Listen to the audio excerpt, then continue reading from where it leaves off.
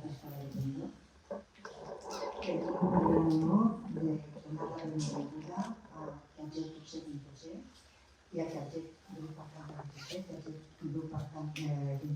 Rinpoche i Kyabje Drukpa Rinpoche, que ens ha tingut a visita per segona vegada, Thuksey Rinpoche visita per segona vegada a Barcelona. I tenim l'honor de comptar amb ell aquest cap de setmana, que ens estarà donant uns ensenyaments sobre una baix trapament. Però avui el tema de la conferència és un món respetuós amb el medio ambiente. El tema de la conferencia de hoy es un mundo respetuoso con el medio ambiente. Tenemos el honor de recibir a sus eminencias, Kyabje Drukpa Rinpoche, Kyabje Cantar Rinpoche, que estarán con nosotros este fin de semana. Les damos la bienvenida, perdonen la bienvenida. Ahora muy pocas palabras sobre quién es la persona que nos va a hablar. Unes poques palabras per presentar la persona que ens parlarà. Kyabje Drukpa Rinpoche visita per segona vegada Barcelona, acompanyat de Kyabje Drukpa Rinpoche i tres monjos, i Drukpa, representant en Europa de Drukpa. El seu nom significa preciós fill del cor. Va néixer a Ladakh, a la Índia, en 1986 i va passar infantesa i adolescència al monestir de Drukpa a Darjeeling i destaca per la claredat de les seves ensenyances i per la seva amabilitat i sentit de l'humor. Finalitzats els estudis de filosofia budista a la Universitat de Tambo, Bhutan, assumeix responsabilitats de linatge Drukpa als monestirs de Drukpa en Sishei i té al seu càrrec els centres Drukpa d'Europa. Dintre del projecte humanitari del Drukpa, de l'Iftuló, s'ocupa de l'escola Drukpa a Ladakh. És una persona que està molt implicada en l'expansió de l'educació als infants i a totes les edats. Pensa que l'educació és una eina molt important en aquest món, sinó la més important en l'actualitat. Amb la Drukpa Association organitza Live to Rescue per a la protecció d'animals abandonats i vetlla pel medi ambient en la plantació d'arbres i el manteniment de les aigües dels glaceres de l'Himalaya. A l'àmbit de la salut participa en l'organització de campanyes oculars, ICAMS, per portar a terme operacions de cataractes per restaurar la vista a les persones que ho necessiten. Kyabje Drukpa Rinpoche visita por segunda vez Barcelona acompañado de Kyabje Drukpa Rinpoche y tres monjes y Drukpa, venerable Drukpa, que es el representante de Drukpa en Europa. Su nombre significa precioso hijo del corazón. Nació en Ladakh, la India, en 1986, pasó infancia y adolescencia en el monasterio de Drukpa en Darjeeling y destaca por la claridad de sus enseñanzas y por su gran amabilidad. Finalizados sus estudios de filosofía budista en la Universidad de Tambo, Bhutan, asume responsabilidades de linaje Drukpa en los monasterios de Drukpa en Sishei y tiene a su cargo los centros Drukpa de Europa. Dentro del proyecto humanitario del Drukpa Liftuló, se ocupa de la escuela Drukpa de Ladakh, escuela sostenible, Premio Mundial de Arquitectura al Mejor Edificio Ecológico en 2002 y con la joven asociación Drukpa organiza Live to Rescue para protección de animales abandonados y vela por el medio ambiente, por la plantación de árboles y el mantenimiento de las aguas de los glaciares del Himalaya. En el ámbito de la salud participa en la organización de las campañas oculares de operaciones de cataratas para restaurar la vista de las personas necesitadas. Hoy nos va a hablar, como he dicho antes, de un mundo respetuoso con el medio ambiente, un mundo respetuoso con el medio ambiente.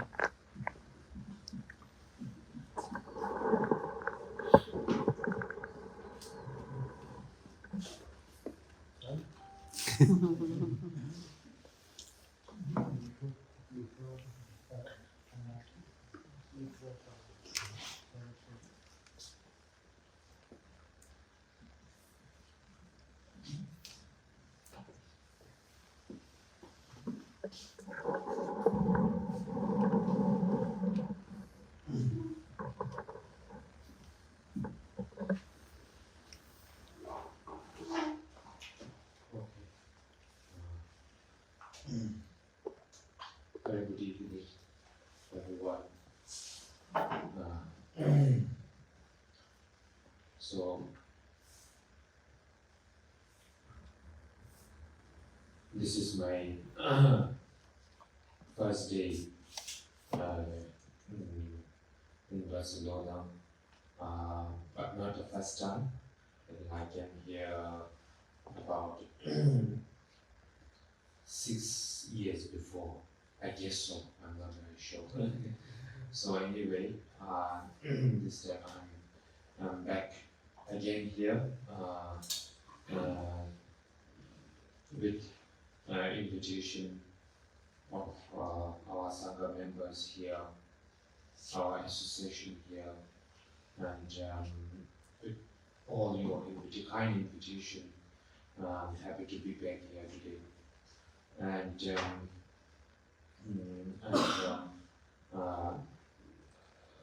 thank you very much, all of you, for taking your time tonight and coming here to be with me today. Thank you very much. Buenas tardes a todos. Hoy es mi primer día que estoy en Barcelona, pero no la primera vez de todas. Quiero recordar que vine a Barcelona hará posiblemente unos 6 años, así que estoy contento de estar aquí de vuelta y os agradezco la invitación de los miembros de la Sangha, de la asociación, de todos vosotros. Ha sido una amable invitación y estoy muy feliz de estar aquí de vuelta. Así que gracias a todos vosotros por tomar vuestro tiempo, por venir aquí a escucharme y estoy contento de estar aquí hoy con vosotros. And I think some of you here we are meeting for the first time, and some of you here we have already met before and we know each other quite well, and we already have a friendship connection and also a Dharma connection, I would say, a spiritual connection. So anyway, those who we are meeting once again, we are meeting once again. I'm very happy to have a new connection, to build a new connection, and also those who we know each other. I'm very happy to meet again here, and I'm sure whether we are meeting for the first time or whether we are meeting for the second or third time, that means there is a reason that we meet together. There is a connection. And there is a reason behind it. So I'm sure it is a very positive and important reason that's why we are meeting today here with a great, how do I say, I think it is, I believe whoever we meet, people, I always believe that there is a reason behind. So we met here, I'm from the Himalaya, you are from Europe, Barcelona, from different, totally different culture, different language, different place, totally different thing, but then we are meeting here in one room and talking to each other. That means, of course, that means there is a reason behind. So we all should feel happy and, I don't know, appreciate our we are meeting in this life.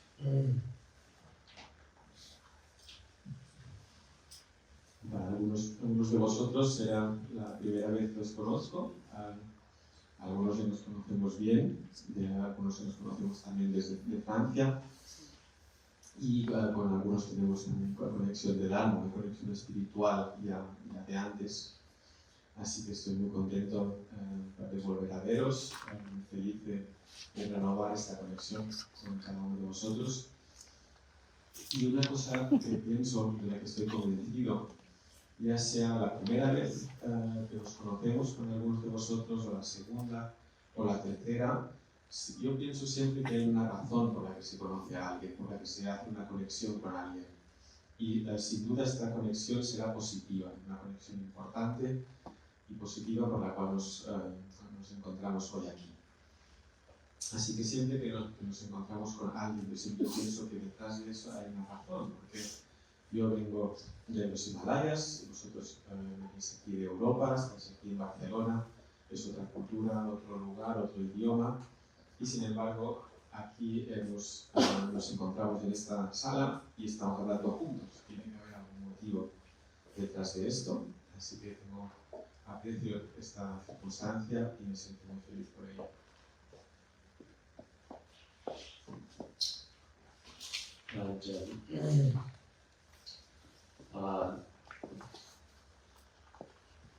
I think they did. Our Dharma sister, she have already. I think Anna has already. Explained or I don't know introduced. I think so. Something about talked something about me. I believe so. So you must be knowing everything. I don't really need to. I think introduce myself. Anyway, I just wanted to say that I'm just not. I'm not. I don't think that you all must be thinking that I'm sitting somewhere here and you all are sitting there. And I must be having something, special. Someone special, someone holy, someone I don't know. You must be thinking. But what I always feel is that we all are one human being.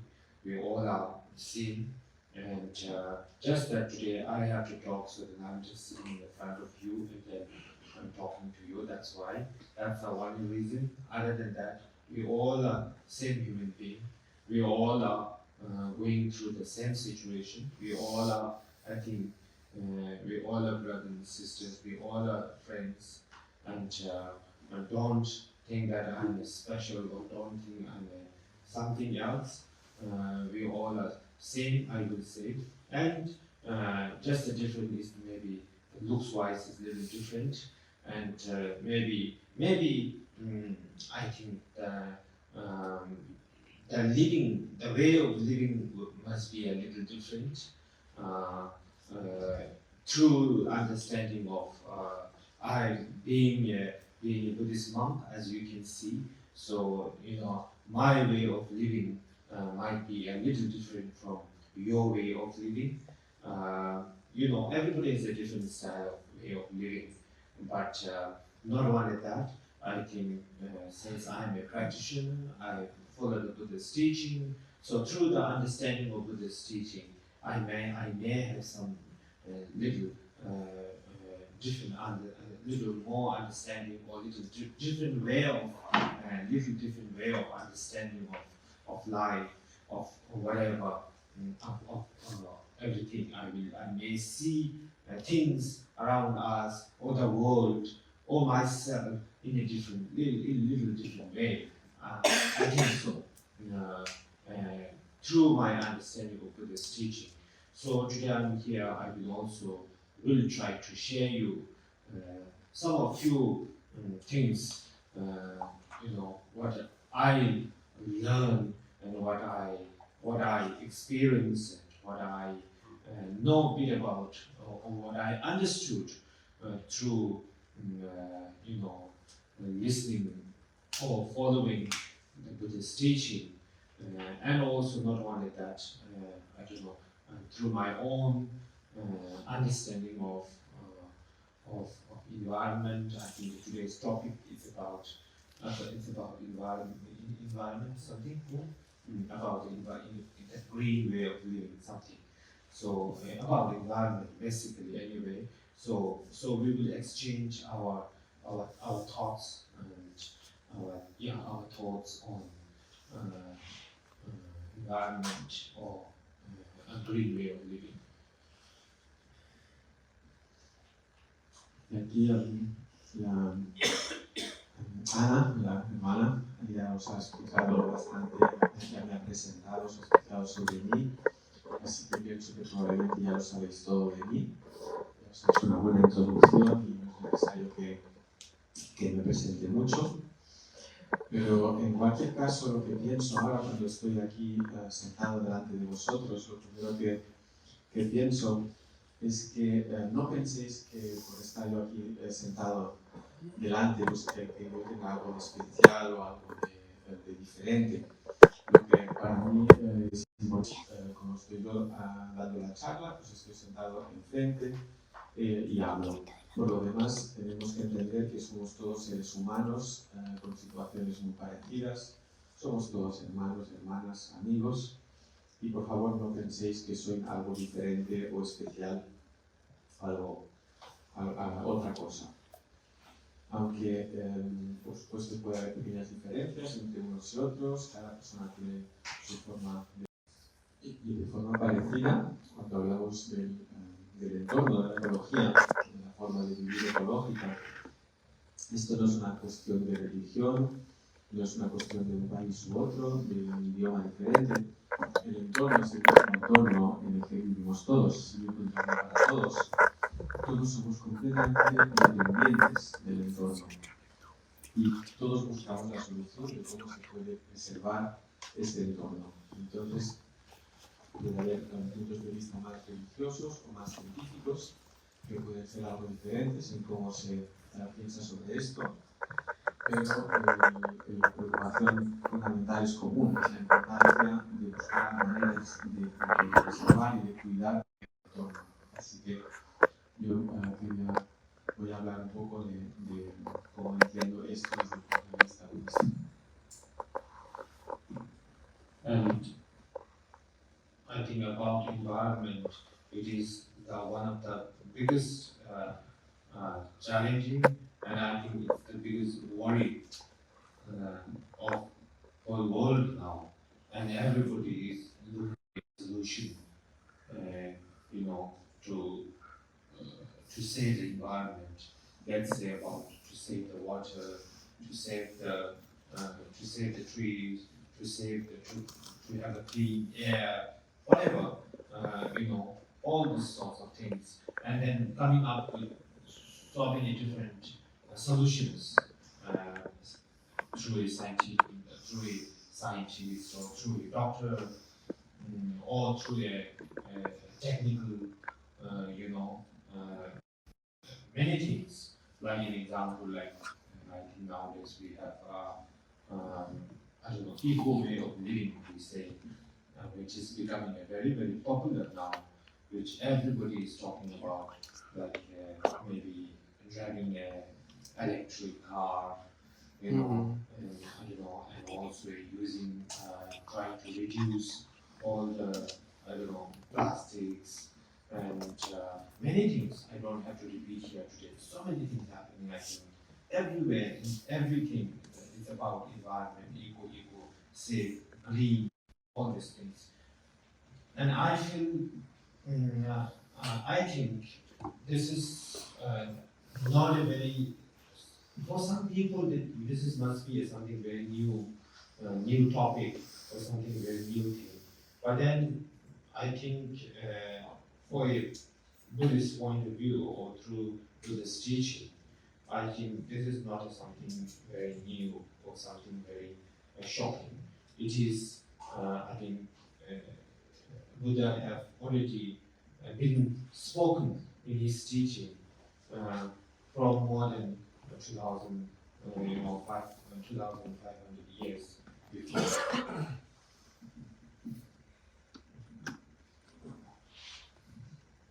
Y acerca del entorno natural, todos sabemos que es un gran tema, una de las grandes preocupaciones hoy día en el mundo.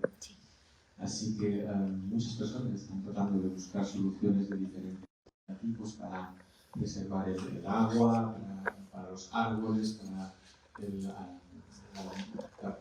aire limpio y todo tipo de cosas. Y ahí se están encontrando muchos tipos de soluciones desde diferentes puntos de vista, de científicos, desde la medicina, de la tecnología y muchas cosas.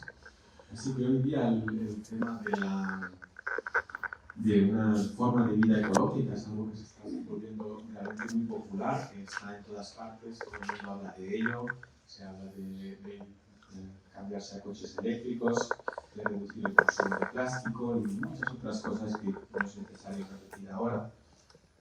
Y pienso que para algunas personas esto está llegando como una preocupación, como algo bastante nuevo, pero si lo miramos desde un punto de vista budista, esto no es nada nuevo ni sorprendente. El Buda ya, cuando habló hace unos 2500 años en sus enseñanzas, ya hablaba de esto. So,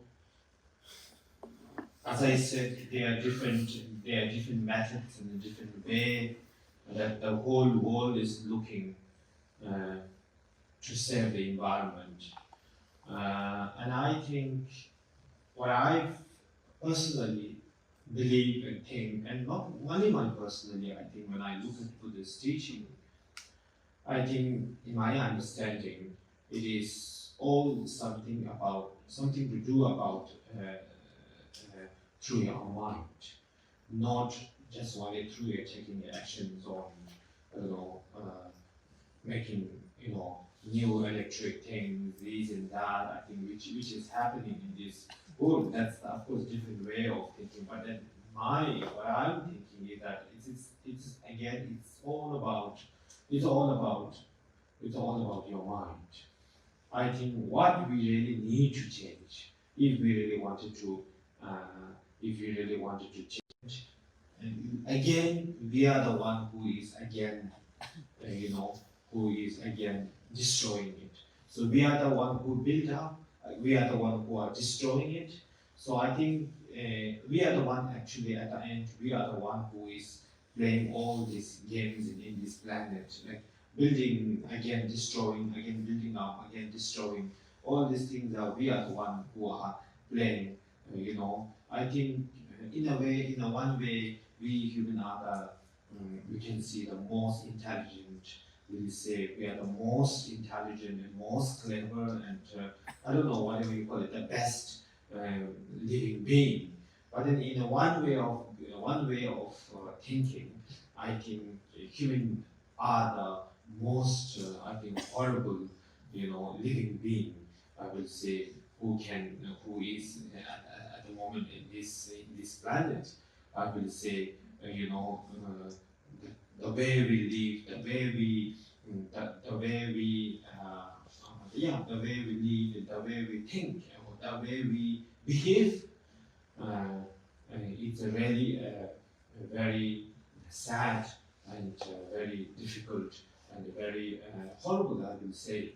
So I think it's about I think it's mainly on our hand, human being, we the human being, not the other being, I will say. I think those beings, I think they are just living naturally. They are not destroying, or they are not building the world. They are just coming naturally, going naturally. I mean, they are not so much of ups and downs. They are doing it, or they are we are the human being, are the one only who comes and does so much of things, destroying so much things and builds so much things also at the same time. So anyway, I think this is all our human way. It's a fall of way of our living. And again, if I go back to the same thing, that it's all about we need to do something. It's about our mind.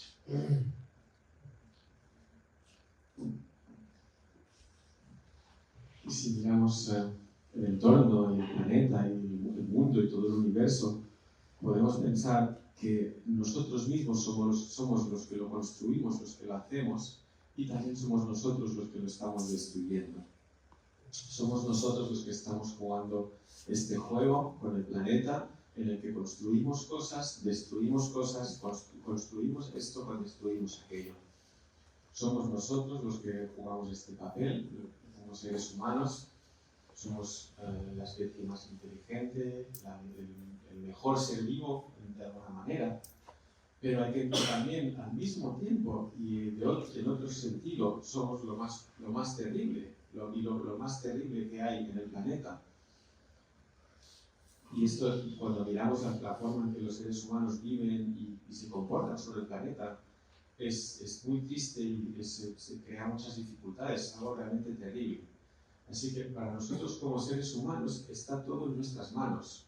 Los demás seres del planeta no están ni construyendo ni destruyendo el mundo, están simplemente viviendo de forma natural, como siempre, y somos nosotros los seres humanos los que construimos tanto y también los que destruimos tanto.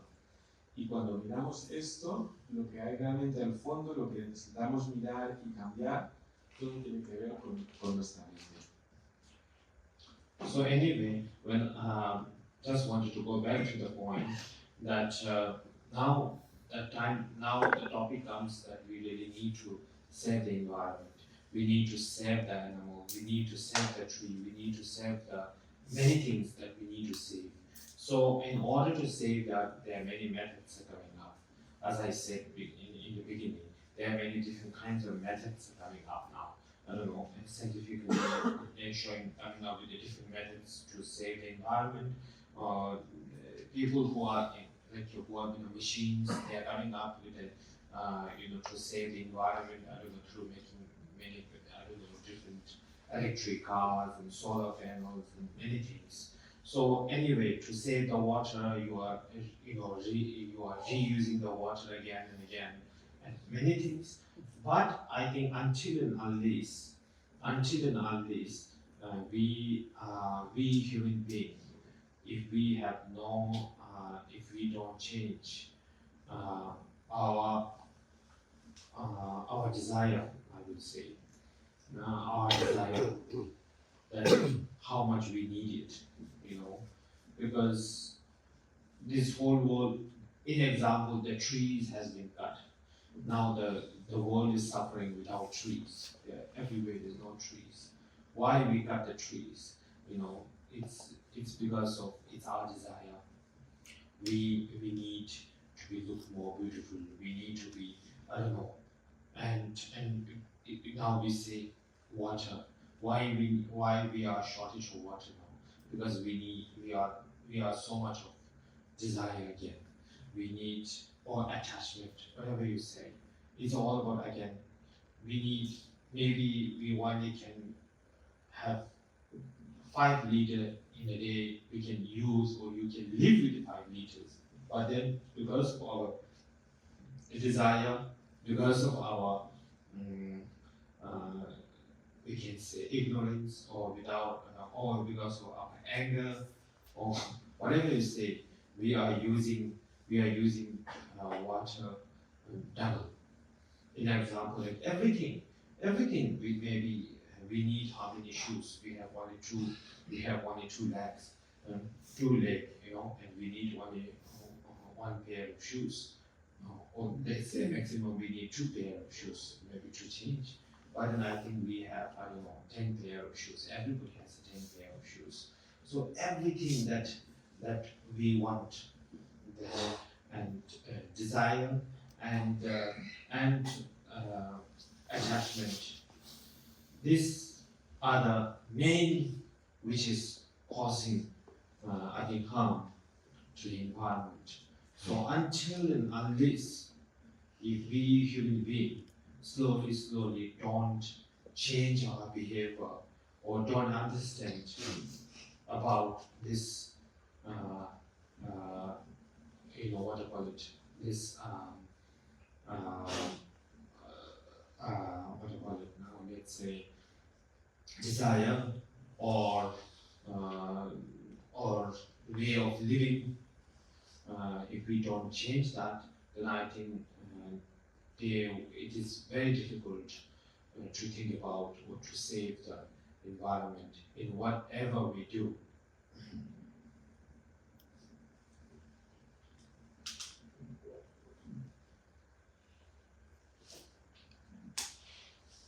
Así que sobre este tema del entorno hablamos de la necesidad de preservar el entorno, de preservar los animales, los árboles, y se están encontrando muchos métodos para ello. Desde el mundo científico se están desarrollando diferentes tipos de tecnologías, cosas como coches eléctricos, placas solares, formas de reutilizar el agua o de aprovecharla mejor.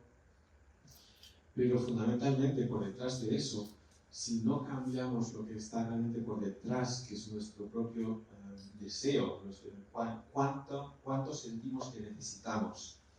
Porque si miramos cuántos árboles han sido cortados, cómo el mundo sufre por la deforestación, por falta de árboles, ¿por qué han sido cortados los árboles? Siempre es por deseo, porque algo nos parecía que faltaba, o queríamos una comodidad o algo. Y lo mismo con el agua, porque decimos que falta agua. Si por ejemplo una persona es capaz de vivir con 5 litros de agua en un día, pero quizá debido al deseo, debido a la ignorancia, a la ira, a cualquier tipo de circunstancia de emociones, entonces acaba necesitando mucho más. O si miramos, por ejemplo, en seres de la vida, como los zapatos, podemos pensar que uno necesita 2 pares de zapatos para poder cambiarse regularmente, pero ¿quién no tiene por lo menos 10 pares en el armario? Así que para cualquier cosa que queramos mirar, si vemos que en el fondo de todo es este deseo o apego, como queramos llamarle, que es la causa real del daño al entorno, a la naturaleza.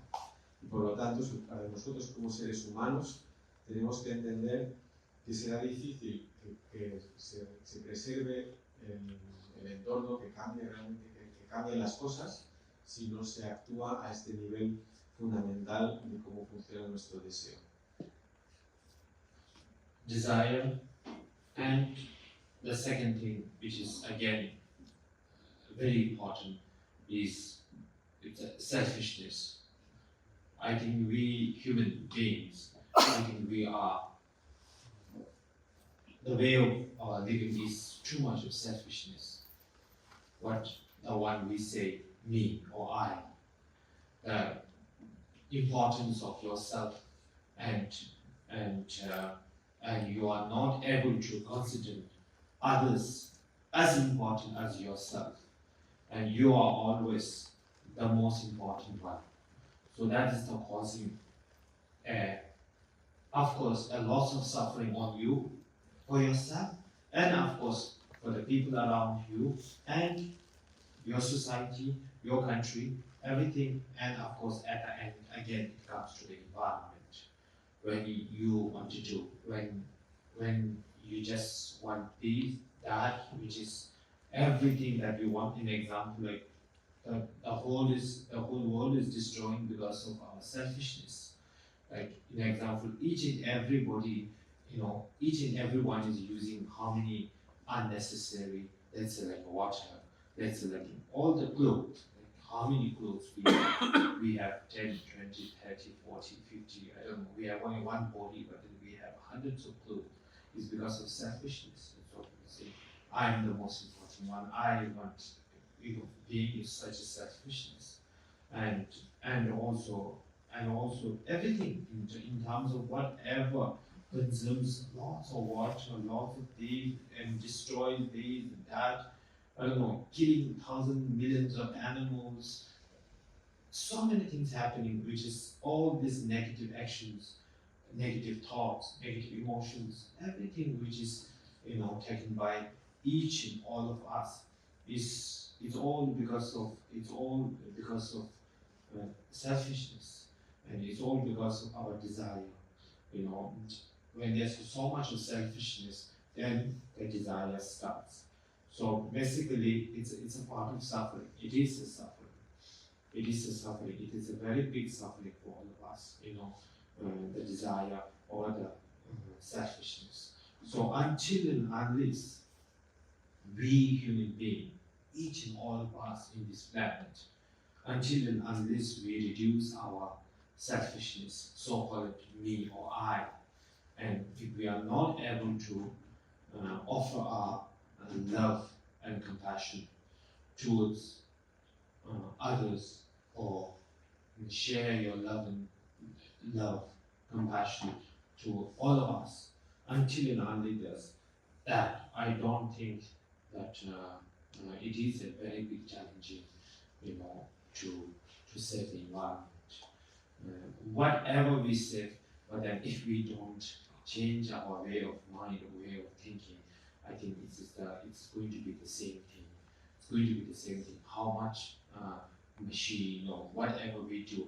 I'll give you just one example. Like I have one of my friends. He always talks about the environment. Okay? It's just an example.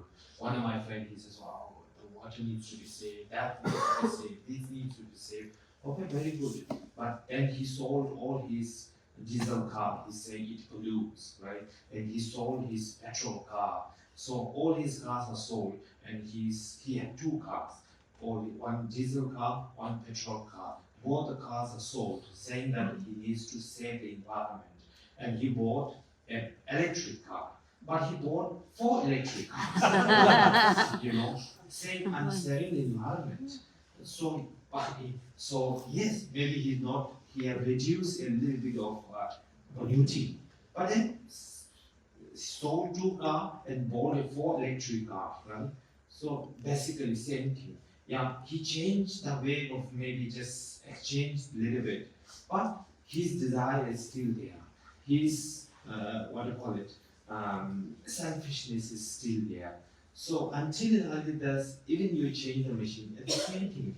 Some people are buying 4 cars, 5 cars, 6 cars, 9 cars, saying it's I don't know, whatever you call it. Until and unless, it's all about mind. So this is what I'm trying to say. To save the environment, first you need to change your mindset, which means desire, which means attachment, which is anger. That's very important. We have to change that kind of attitude, and we need to be a little more concerned about others living, or love or compassion.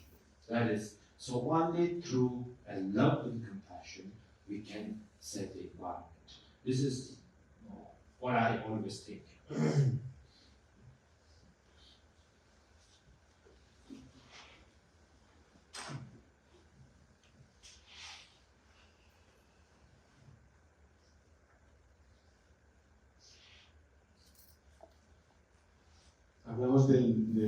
Hemos hablado del deseo, y también hay algo que es muy importante, que es el egoísmo. Hay que hablar del egoísmo, porque nosotros como seres humanos podemos ser muy egoístas, le damos una gran importancia siempre al yo y a lo mío. Yo, mío, yo, mío. Y siempre consideramos que nos consideramos a nosotros mismos como lo más importante, como el centro del mundo. Así es, y esto es lo que crea todo este gran sufrimiento para uno mismo, sufrimiento para los que nos rodean, para la sociedad, para el país y para el entorno. Porque de este egoísmo viene el deseo, viene yo quiero esto, yo quiero aquello, y a través de este egoísmo se destruye el mundo entero. Entonces podemos pensar cuántas piezas de ropa innecesarias tiene uno. Tenemos un solo cuerpo, pero en el armario podemos tener 10 piezas de ropa, o 20, o 50, o 100. ¿Y para qué alguien tendría 100 piezas de ropa en su armario si no fuera debido a un deseo enraizado en el egoísmo? En considerar que yo soy muy importante, soy lo más importante, y por lo tanto para mi vida, para mantenerme, necesito mucha ropa, necesito mucho agua, necesito mucho de todo, y así es como entre todos llegamos a esta situación en la que matamos animales a millones y proliferan las acciones negativas, los pensamientos negativos, las emociones negativas. Porque este egoísmo es lo que impulsa, lo que crea el deseo. Es decir, que viene del egoísmo, entonces empieza un deseo y este deseo nos trae sufrimiento. Por tanto, hay que comprender que hasta que llegue el momento en que todos los seres humanos del planeta puedan reducir esta tendencia egoísta de considerarse siempre como yo, como lo mío, lo más importante, y a cambio sean capaces de ofrecer amor y compasión hacia los demás y compartir con todos, entonces, por muchas máquinas que fabriquemos, diseñemos o cambiemos, será imposible, será muy difícil realmente preservar el entorno. Y os quiero dar un ejemplo de un amigo mío, alguien que conozco, que él habla mucho del entorno natural, de que hay que conservar los recursos, el agua y esto y aquello y lo de más allá. Y esta persona tenía dos coches, tenía un coche diésel y tenía un coche de gasolina, tenía dos, así que para ayudar a preservar el entorno se vendió sus dos coches y entonces compró coches eléctricos, pero compró 4 de ellos. En nombre de querer salvar el entorno se vendió 2 coches de gasolina, que quizás es verdad que polucionaban, ensuciaban un poco más el entorno, pero sin embargo compró 4 coches, lo cual también tiene un gran impacto sobre el entorno. Así que eso nos enseña, nos muestra que su deseo, el deseo y el egoísmo en él estaban ahí plenamente presentes, aunque decida cambiar de máquina para ayudar al entorno, pero si las personas hacemos esto y empezamos a comprar coches eléctricos, 4 o 9 de ellos, poca cosa se va a salvar. Así que hay que entender que todo tiene que ver con nuestra mente. Lo que hay que cambiar para poder preservar el entorno es el estado de nuestra mente, la actitud de nuestra mente, esta mente que genera estos deseos, estas emociones negativas, estos apegos, y lo más importante, poder reemplazar eso por amor y compasión. Solo de esta forma se podrá realmente preservar el entorno. So you can see, even at the moment, you may see the difference between the place where I live up in the Himalaya and up in the big cities like maybe here, Barcelona, or many big cities. We'll say there are big differences. There are big differences. What do you call it, in terms of anything, but also if I talk about in terms of environment. So So it's not only about it's not about anything else, but it's about the way of living, the way of how an example like up in the Himalaya, we use or the desire. Let's say if I talk about the desire or the selfish, I will say it's not that much. Maybe we don't have that much of need. We only most places or everywhere. I think each and every people consumes only what we needed. But now it's changing. Let's see, about 10 years before, people live very simply. People just use very minimum of water, very minimum of food, very minimum of course there's no car also, and the clothes. Everything very minimum, and very happy with what we have, very little, very happy, and we don't need any more. We are happy with what we have, and that's why. So similarly, the result comes that we still have more water, less pollution, everything better, more beautiful, because the people they have a less requirement. The requirement means it's not really requirement. It's a requirement comes from your desire and your selfishness. So when you have a less selfishness or desire, then automatically you have less. You consume less. When you consume less, then of course you will save the environment more. So basically, it has to be changed. Every individual's way of living and way of thinking. So this is, I think, the best contribution that we can give to save this environment.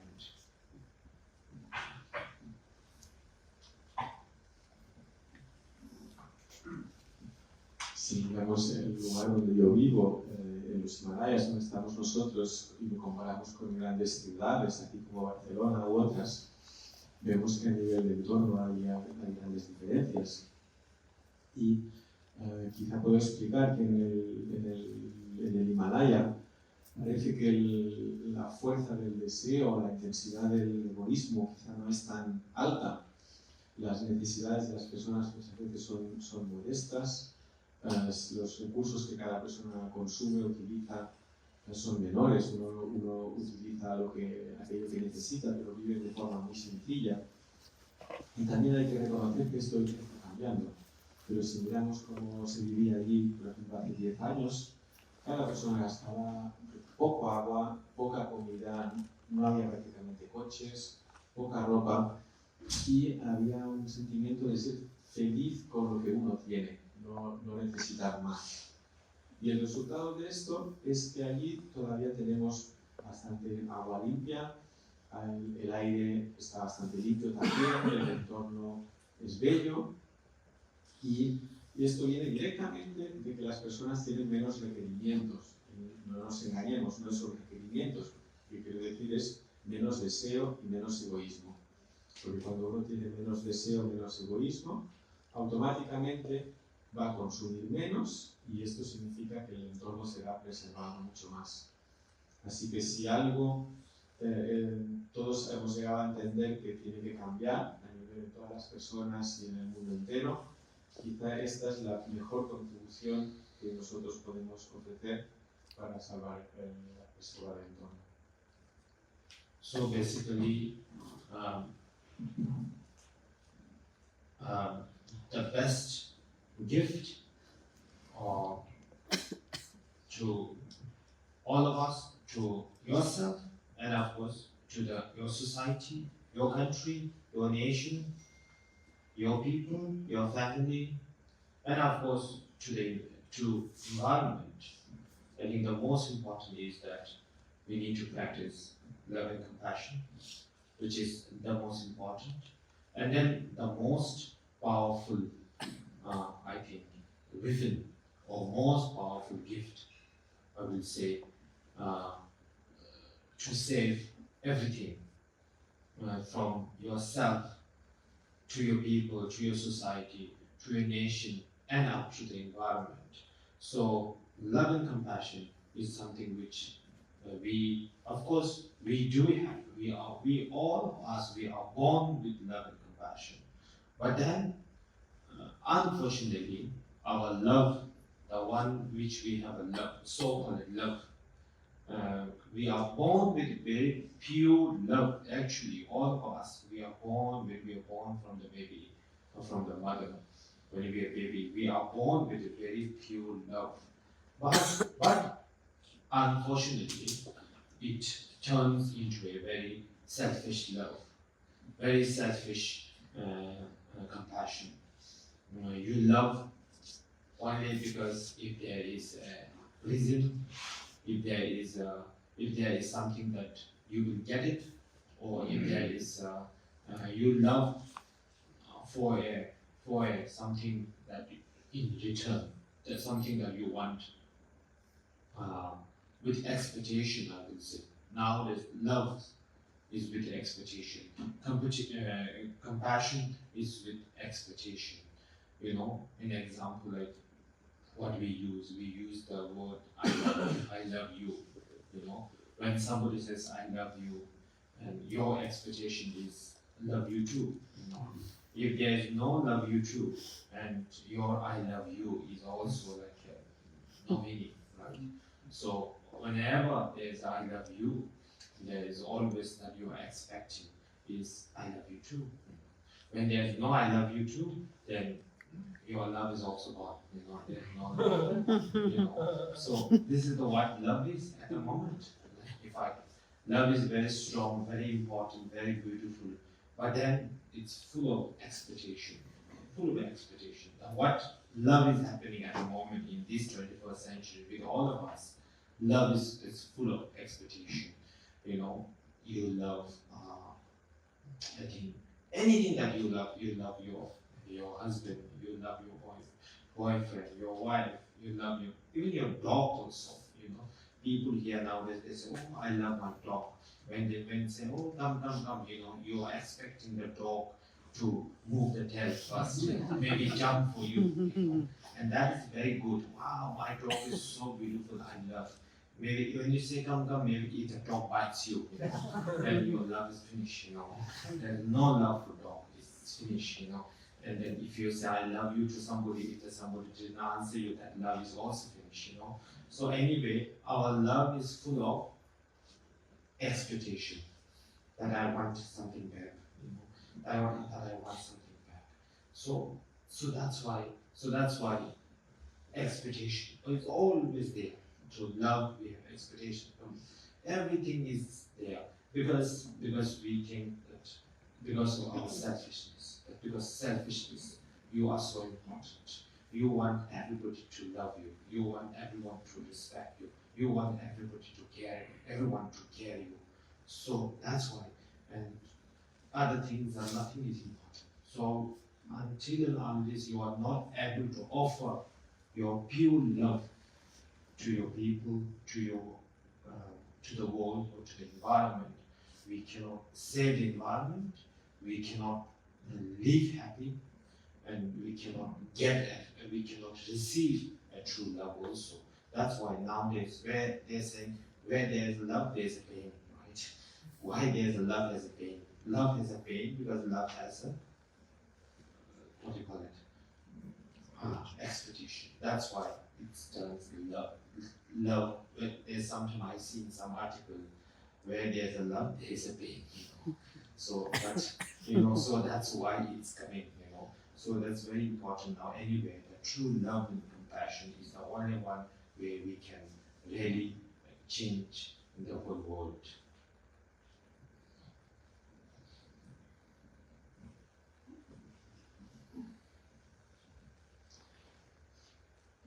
Básicamente, el mejor regalo que podemos hacernos para nosotros mismos, para la sociedad, nuestro país, nuestra familia, el entorno, es practicar, generar amor y compasión. Este es el regalo más poderoso que puede salvarlo todo, salvarlo de nosotros mismos e incluso salvar o preservar el entorno. El amor y la compasión es algo que todos tenemos, todos nacemos con amor. Y nacemos con un amor muy puro, de hecho. Nacemos como bebés de nuestra madre y el amor que hay allí es perfectamente puro. Pero desafortunadamente con el tiempo se convierte en un amor egoísta, en una compasión egoísta. Es decir, que ya solo sentimos amor o compasión cuando hay algo que podamos recibir para nosotros, algo que podamos recibir a cambio. Si hay algo a cambio, entonces hay una expectativa, se genera una expectativa de algo a cambio y entonces ofrecemos este amor condicionalmente. Y lo mismo con la compasión, una compasión que viene mezclada con una expectativa. Y esto lo podemos ver con la frase común de te amo, te quiero. Nadie dice te quiero sin esperar que la respuesta sea yo también te quiero. Si no, no tiene ningún sentido e incluso inmediatamente retiramos ese te quiero, ese amor. Todo nuestro supuesto amor se desaparece ahí mismo. Así que el amor como fuerza en sí es algo maravilloso, algo natural, pero nosotros en el amor del siglo XXI nos mezclamos de expectativas y de esta manera amamos al marido, a la pareja, al novio, a la mujer, al perro. Hoy en día hay mucho amor por nuestras mascotas. Una persona puede decir que quiero mucho a mi perro, pero cuando está diciendo esto probablemente también está esperando que el perro menee la cola y que salte cuando le vea. Pues si él le dice al perro ven acá, y el perro le ladra y le muerde, quizá el amor por ese perro se acaba ahí mismo.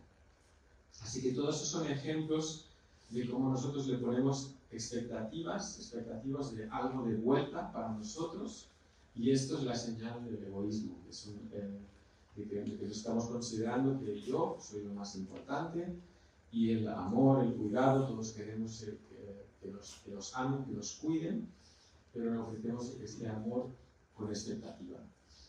Por tanto, lo que quiero decir principalmente es que hasta que si no llegamos al punto en que seamos capaces de ofrecer amor realmente puro a las personas, al mundo, al entorno, será muy difícil ahí que podamos vivir con felicidad y que se pueda realmente preservar el entorno y también que podamos recibir este amor puro y real que deseamos.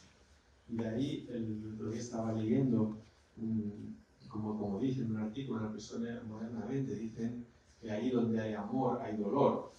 Y esto es como un saber común de hoy día, y esto mismo lo resume todo. Donde hay amor hay dolor cuando hay expectativas, porque este amor no es verdadero, no es puro. Y el verdadero amor y compasión, ese es el verdadero cambio en el mundo. And also when I talk about love, compassion, and all these things, you know, it is not only about teachings of Buddha, or it's something we topic about Buddhism. It is general. It is love is something which is required for everyone.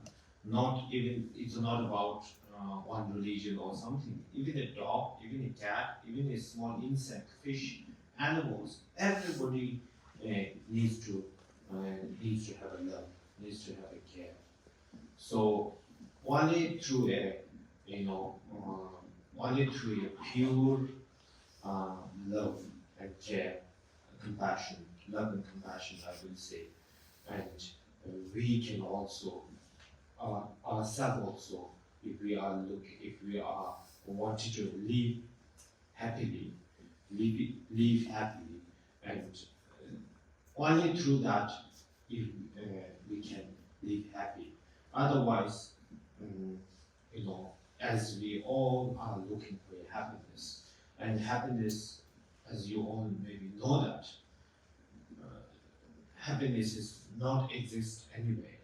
There is no happiness anywhere. Happiness is not in your loved one, it's not in your husband, it's not in your wife, it's not in your children, it's not in the money, and nothing, it's no way. Until and unless you realize by yourself, until and unless that your thoughts, your emotion, your mind could be changed from negative thoughts to a negative thoughts to a positive thoughts, negative emotions to a positive emotions, from negative thinking to a positive thinking, negative way of living to a positive way of thinking, way of living. So it's everything that about you have to find within yourself. It's very important that we all should understand. We all of us, we should not search for happiness. It is very important. Happiness is always within yourself. You just need to find out by understanding, by using love and compassion, and by understanding the cause of suffering.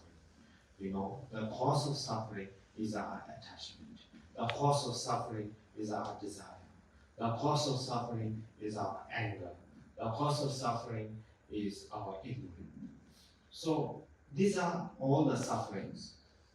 So who can really control this? Who can control your anger for you? Who can control your desire for you? No, nobody. Not your wife, not your husband, not your children. Nobody. Only you can control. So you are the only one who can really keep you happy. Otherwise, there's nothing, nobody, no one, can really give you a happiness. So we all have to, because I'm talking about it, because I think today, whoever here today, I'm sure, including myself, we all just want to live happy. Nobody wants to go through suffering, but we are going through suffering all the time. And we are hoping for happiness from many things, from making lots of money, from why we are affecting environment, because every individual looking for making money, destroying this, that, because for happiness, So the more tree we got, we never get happiness. The more wealth we have, the more building we build, the more whatever we do, until and unless, if you realize your own mind, that is very, very important. So we all have to understand where is happiness. Happiness is within yourself. Always. It's just a matter of your understanding, your way of thinking. So happiness is always within yourself.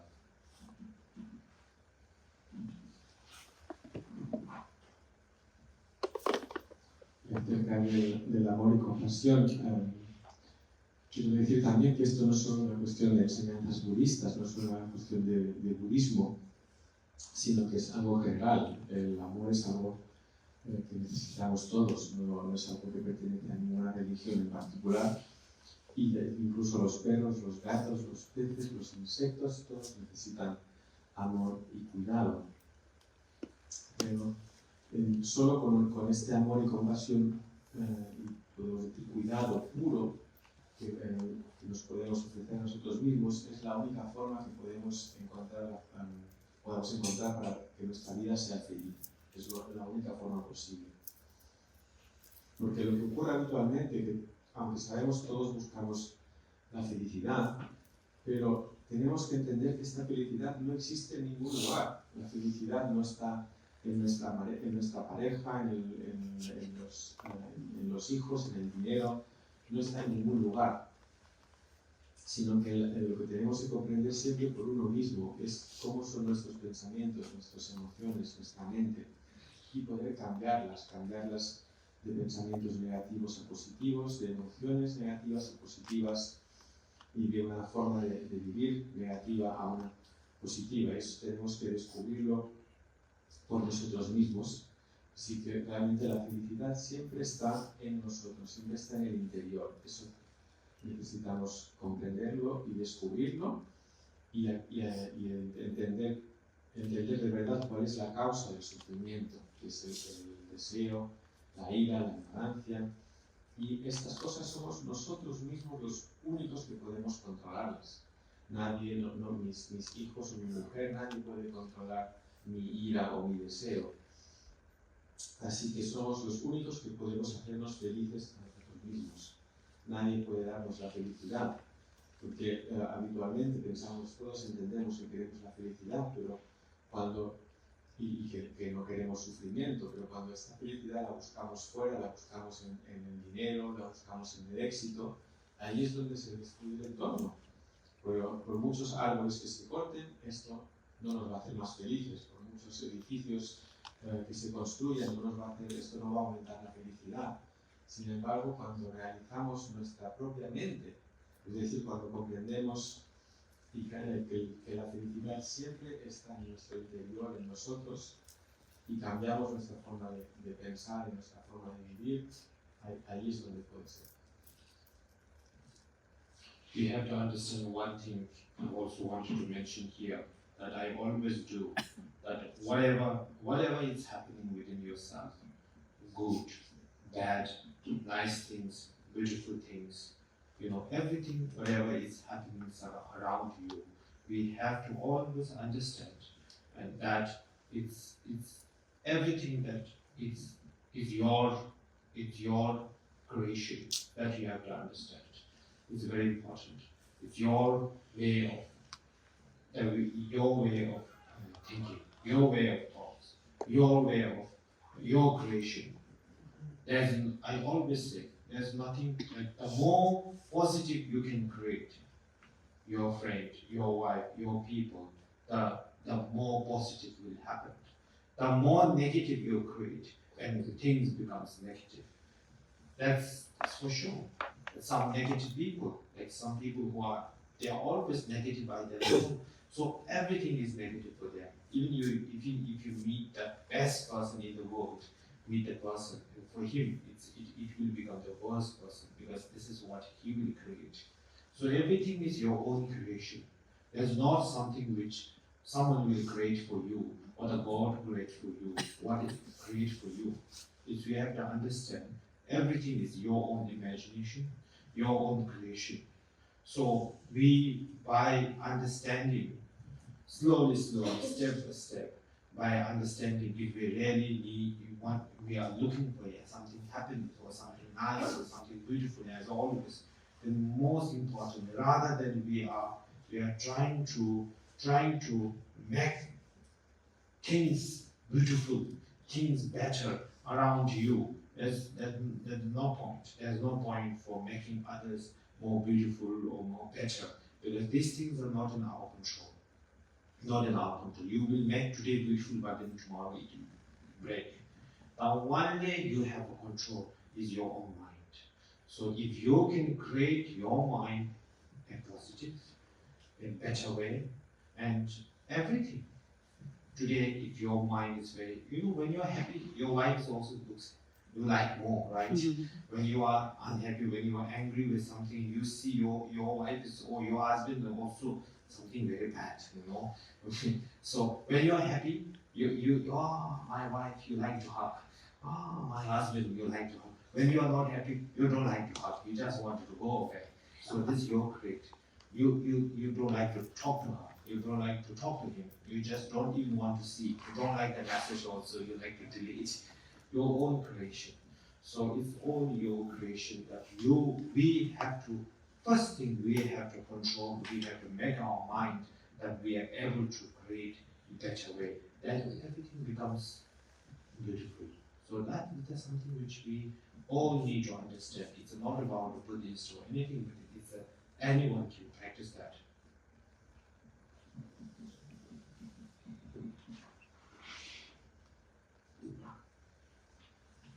Y una cosa que tenemos que comprender es de todo lo que pasa a tu alrededor, lo que pasa en ti, cosas bellas, cosas malas, cosas buenas. Tenemos que entender que todo es nuestra propia creación. Y lo más importante, entender que somos nosotros que lo estamos pensando, es nuestra forma de pensar la que lo está creando. Yo siempre digo que cuanto más cosas positivas puedes crear a tu alrededor, para los amigos, para tu pareja, las cosas, cuanto más positivo crees con tu mente, más positivas se vuelven las cosas. Algunas personas son tan negativas que para ellos todo es malo, todo lo que ven lo perciben como malo. Incluso si conocen a una de las mejores personas del mundo, para ellos se va a convertir en una persona terrible. Así que tenemos que entender que toda nuestra percepción, toda nuestra imaginación, somos nosotros que la estamos creando, no son los demás que la están poniendo ahí, no es un Dios que la esté poniendo ahí por nosotros, somos nosotros mismos que la estamos creando. Y por lo tanto, no tiene mucho sentido tratar de arreglar las cosas tratando de ponerlas bonitas y de ponerlas agradables fuera de nosotros, porque puedo hacer una cosa bonita, pero al día siguiente se estropea, no está en nuestro control. Lo único sobre lo que tenemos control es nuestra mente. Por lo tanto, si podemos hacer que nuestra mente sea positiva, todo irá mejor. Y entonces, si tú eres feliz, por ejemplo, si eres feliz, también tendrás una mejor mirada sobre tu pareja y te gustará darle un abrazo. En cambio, cuando estás enfadado, quizá ves a la pareja y no quieres ni verla y prefieres apartarte y no darle un abrazo. Quizá no te apetece ni que te mande un mensaje, pero todo eso lo estás creando tú, está enteramente en tu propia mente. Porque con nuestra mente somos capaces de crear algo peor o algo mejor. Y si creamos algo mejor, entonces todo se vuelve bello. Y esto es algo que todo el mundo puede hacer. So that's why it is very important. Everything, it's very important for yourself always to give as much as in a positive way, in positive living, live in the positive, because that will really gives you a happiness. So we, as at the end, we all need happiness, peace, So that's the only way. So also similarly, if I talk about the environment, if all of us, if we have some kind of positive way of living, an example like less, if we try, let's say about think more about others, and rather than worry about being so selfish, or think, less desire, less anger, then automatically, if every individual can do that, then automatically the whole world, that is the best, I think, gift or the way to save the environment. This is the way, best way, rather than just saying things other than, as I said, in the name of saving environment, sometimes we may use more, we may destroy the environment because of your desire, your anger is still there very strongly. So that is, I think, very, very important. And then we, in our normal life, in our everyday life, it is very important that we should always try to control your own mind, as I said in the beginning, rather than that which we are trying to control others. In example, like rather than trying to control someone's anger, it's better to control your own anger. If we are, like when we fight with somebody, actually that means that we are trying to control his anger, That's why I wanted to fight with him. We say, you are the wrong. That I want to make him wrong. It will never end. It is endless.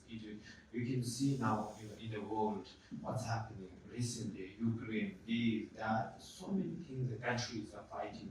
Because of that, this one is trying to control one is trying to control one each other. That will never be, I think it's never going to end.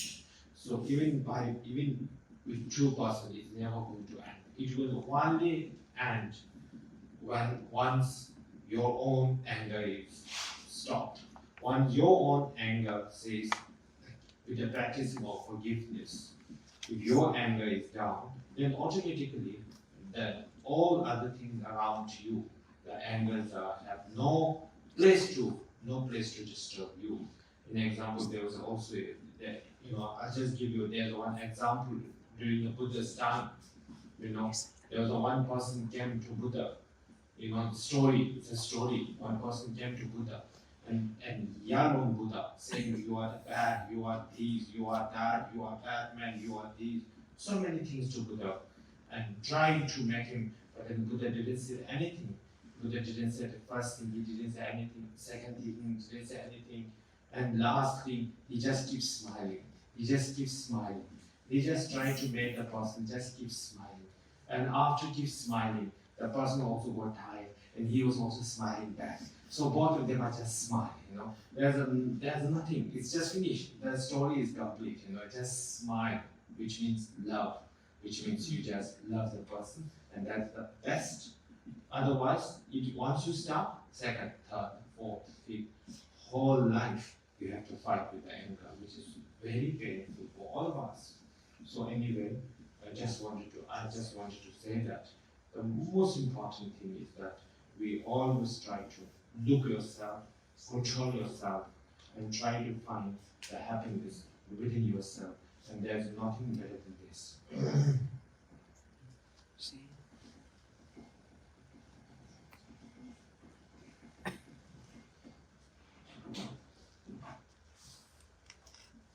Así que es importante tratar de mantener una actitud tan positiva como sea posible, porque esto es lo que nos da la felicidad. Esta felicidad, esta paz que todos buscamos, es la única manera.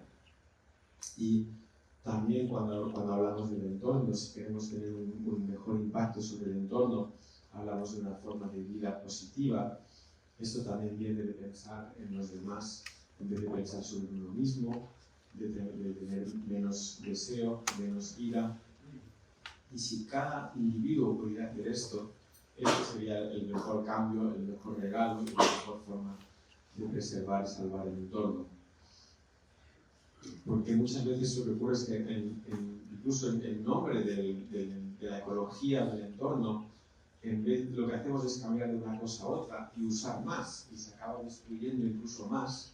Y eso es debido a que el deseo y la ira iniciales sigan ahí con toda su fuerza presentes. Así que si tengo una recomendación por daros es sobre la importancia de controlar la propia mente en la vida diaria. No podemos controlar a los demás, no podemos cambiar la ira de otro, solo podemos hacer algo por la nuestra propia. Cuando nos peleamos con alguien, lo que eso significa es que estamos tratando de controlar la ira de la otra persona. Y de esta forma esto nunca funciona y nunca se acaba. Lo podemos ver en el mundo con las guerras, ahora lo que pasa en Ucrania, en tantos otros lugares. Todos unos tratando de controlar a otros. Y esto simplemente no tiene fin. Incluso solo con dos personas, que no digamos el mundo entero, no tiene fin. Excepto, el único fin es cuando tú logras poner fin a tu propia ira. Cuando puedes apagar tu propio enfado, por ejemplo, con el perdón, entonces automáticamente el enfado de la otra persona no tiene lugar a donde dirigirse. Y sobre esto hay una historia, un relato, que en la época del Buda, una persona se acercó al Buda y empezó a gritarle: eres malo, eres terrible, empezó a insultarle de todas las maneras. Y el Buda no dijo nada, su respuesta fue no decir nada, y tenía un insulto y otro, y él seguía allí sonriendo. Y lo que ocurrió al final es que la otra persona se cansó, se agotó y empezó a sonreír también. ¿Y eso qué significa? Que se había acabado, que no quedaba nada y solo queda la sonrisa. La sonrisa es amor, es la señal de amor. Por tanto, lo más importante es comprender que la única cosa sobre la que tenemos control somos nosotros mismos y que no hay nada mejor, ningún mejor lugar donde buscar la felicidad que nosotros mismos. So if I just talk about Buddhism, the Buddhism itself, the Buddhist teaching, it's not about religion, it's not about color, it's not about sex, it's not about this and that, it's not about color, it's not about big or low, it's not about caste, it's not about color. It's Buddha's teaching. It's all about way of living, how we should be living. This is what Buddha's teaching is. If we all must be thinking, if you all are thinking, what is Buddhism? What is Buddhist teaching? It's very simple. Buddhist teaching is only about way of living, how we should be living. So this is so ultimately, if I talk about enlightenment, what is enlightenment? You all must have heard about enlightenment, Sangye, enlightenment. Enlightenment is the ultimate happiness. Very simple. Where is the ultimate happiness? Ultimate happiness is when you are out from a desire, when you are out from anger, when you are out from attachment, when you are away from all these negative emotions and negative thoughts, then that's the way your ultimate happiness is. So that is you are the happiest person. So not that you have the most money, best looking, best thing, best rich, or best, I don't know, nowadays there are many best things, but I think all the biggest and best has also at the same time has a biggest suffering also now you can see in this world. But not that way, but then I will say, when you have a biggest understanding, then that is what your ultimate happiness is. What Buddha is talking about. We have a story that Buddha attained enlightenment. So what is Buddha enlightenment? It means ultimate happiness. So basically, I think we all want to be happy. So this is very important. I just thought of sharing with you all today. And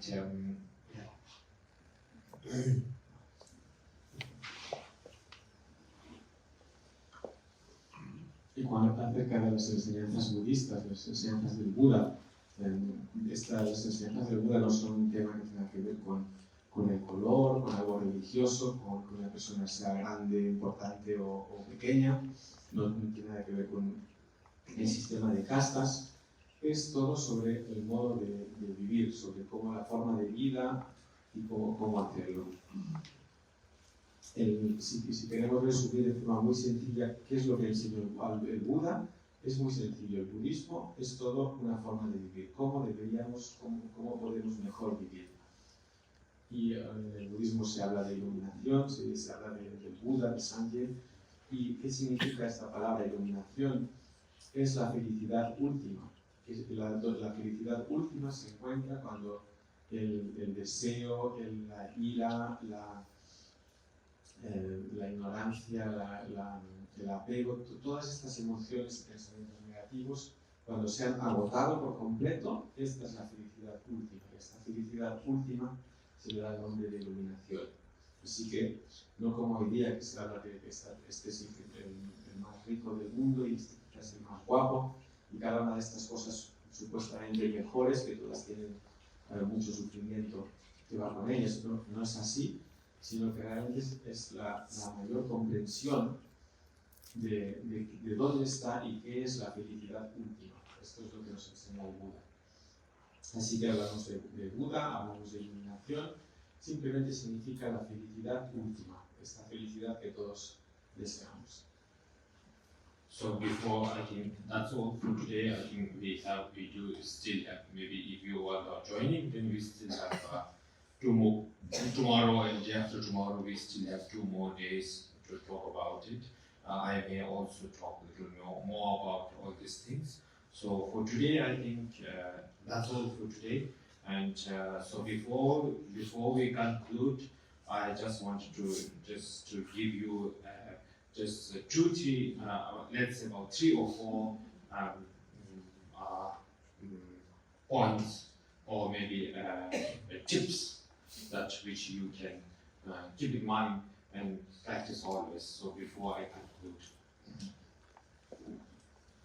Así que esto es todo por hoy. Vamos a concluirlo aquí. Todavía vamos a tener el día de mañana y pasado mañana. Vamos a tener 2 días más para seguir hablando de todas estas cosas. Pero ahora, antes de terminar, quería aclararos, daros 3 o 4 puntos principales para que podáis recordarlos. One thing I just wanted to say, it's like a joke, it's like a fun, but it's a very serious also. Don't lie so much, okay? I think we all lie too much sometimes. Because lying, I just want to say, because one lie, and to protect that lie, we have to do second lie, we have to do third lie, we have to do fourth lie. So we have to do maybe about 100 different lies, just to protect one lie, because we already have lied, saying something wrong, I lied to him. Then to protect that, we have to keep lying to everybody. I think half of our life we have to lie to protect this one lie. So that's why, please, it's very important that we always should be very truthful.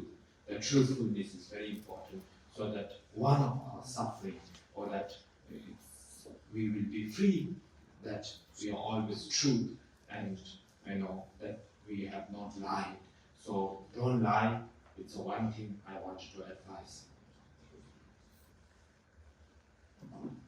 La primera cosa que quiero deciros puede parecer casi un chiste, pero o una broma, pero en realidad es algo muy serio, es no mentáis tanto. Cada vez que decimos una mentira, si nos fijamos luego para proteger esa mentira que hemos dicho a una persona, necesitamos una segunda mentira y luego una tercera, luego una cuarta. Necesitamos mentir 100 veces para proteger nuestra primera mentira. Así que cada vez que decimos algo erróneo, algo mentiroso, esto nos lleva a seguir mintiendo para protegerlo a todo el mundo y nos pasamos la mitad de nuestra vida llenos de mentiras y engañando a todo el mundo. Así que es muy importante ser siempre verídicos y así estaréis libres por lo menos de un sufrimiento. Siempre un gran consejo, siempre decir la verdad y evitar las mentiras. Second thing I wanted to say, as a human being, as we say, we are very smart, we are very clever. So please, it's very important that we should always be wise. We should always use this human wisdom. It's very important, because most of us, we say we're clever, smart, but then we make many different kinds of big mistakes which we cannot now. It can destroy your whole life. So it's very important, always be wise, be always aware of what you are doing, and use your wisdom before doing anything. That is very important. Sometimes we think we are clever, that's why we try to use so much of anger, we try to use so much of this and that, many things, but then it can become a very big mistake. So that's why be wise, use your wisdom as always, as much as possible. It is very important in order to have a what do you call it, a smooth life. Un segundo consejo que quiero dar es como seres humanos, todos tenemos inteligencia, así que por favor usar la inteligencia, ser tan inteligentes o usar la sabiduría, usar el entendimiento que tenemos como seres humanos, porque es muy fácil cometer grandes errores en la vida que nos pueden realmente estropear la vida. Así que es muy importante tomar mucha conciencia de lo que estamos haciendo y usar nuestra inteligencia, nuestra sabiduría a la hora de tomar las decisiones antes de hacer nada. Porque nos puede parecer que actuamos con mucha claridad y en realidad estamos activando mucho enfado, haciendo algo desde el enfado, desde la ira y generar problemas importantes. Así que usar la inteligencia, usar la sabiduría, tanto como se pueda para una vida que fluya. And number 3, be generous. It's very important. Be generous. Be loving kindness.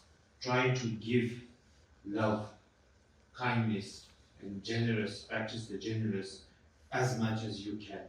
It's very important. And through that, the more being a generous, it can really give you a lot of happiness and peace, and that can really you can have kind of what do you call it, a better way of living. So that's very important. Be generous. The word I wanted to use is that be generous as much as you can, as always. Una tercera cosa es ser generosos. Es muy bueno, es muy importante ser generosos y también practicar amor y bondad, tanto como uno pueda. Porque dar con amor, dar con bondad, esto genera felicidad, genera paz y genera una mejor forma de vida. Así que la palabra que quería usar es ser generosos. And last but not the least, I wanted to say that enjoy your every present moment, very important. The moment that you are going through, and enjoy it, and keep your mind in the present moment. Because most of us here today, we are very worried about our future, and we are very worried about our past. I think this is for everyone here today, that we forget always our moment, our beautiful present moment is always forgotten. We are always very worried, lots of things, emotion, worried about our past things which have already happened, which is already gone, but it comes in my mind every day, every time, which disturbs or it keeps you again and again very unhappy, and which is actually no point, which is already finished.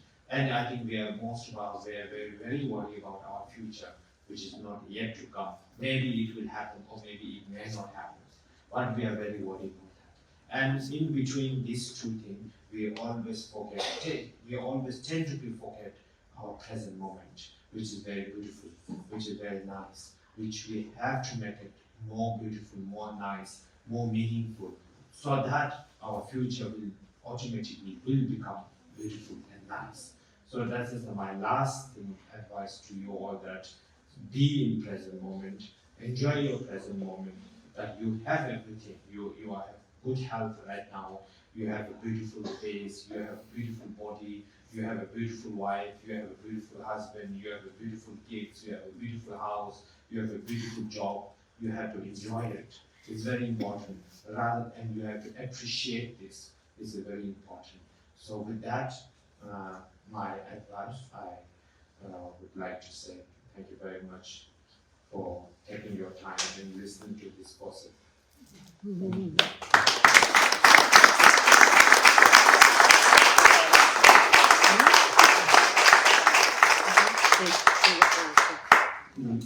El último punto es disfrutar del momento presente. El momento presente, este presente que tenemos, disfrutémoslo.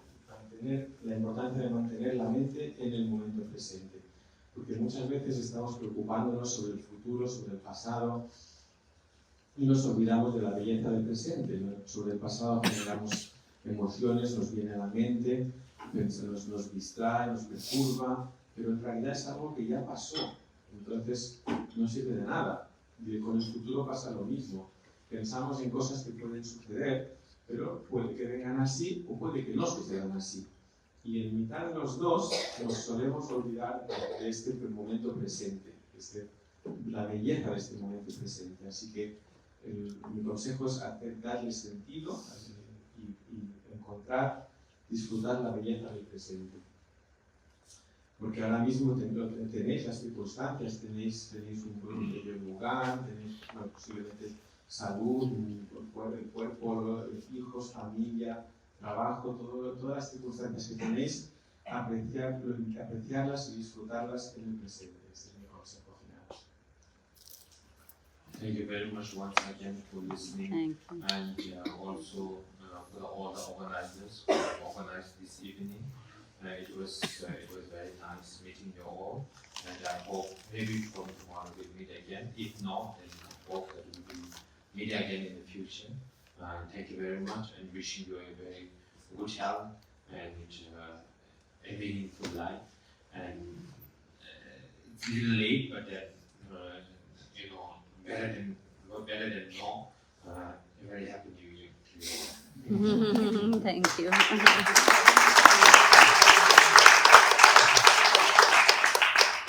Así que gracias a todos por haber venido, por escucharme. Gracias también a los organizadores del evento. Estoy muy contento de estar aquí con vosotros, de encontraros a todos. Mañana nos vemos, mañana continuamos. Y bueno, para algunos quizá no, entonces espero poder veros igualmente en el futuro en algún momento. Y os deseo a todos buena salud, una vida significativa, y aunque sea un poquito tarde ya, un feliz año nuevo. Gracias.